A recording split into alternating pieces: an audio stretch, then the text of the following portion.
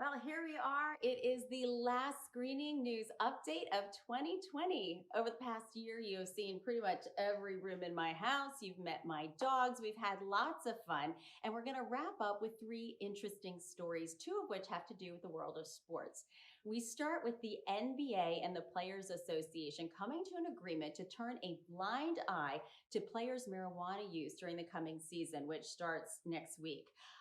They have decided that it's more important that they turn their attention to weeding out performance enhancing and other nefarious drugs like opioids. What's interesting is that the NBA was actually the first professional sports league that decided to drug test their players. They started that back in 1983. But now organizers say that using marijuana for pain, which is what they say most players are using it for, is safer than a lot of the prescription drugs they could be prescribed. And the NBA is not alone. Major League Baseball, the NHL, and the NFL have all loosened their controls on players' use of marijuana over the last year.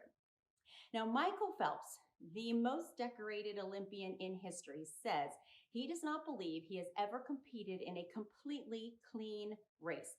Basically, what that means is he believes at some point during his career, even though he was tested constantly, there was always someone or many someones in the pool who were doping. So Congress has actually come up with a law to try to prevent this. It will punish foreign athletes for doping in any international competition against American athletes. President Trump signed the Rodchenkov Anti-Doping Act into law earlier this month.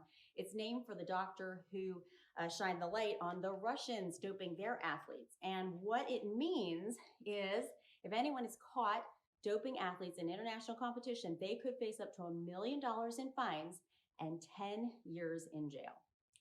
So back in March, when so many of us started working from home, the Form I-9 extension was one of the very first stories we reported.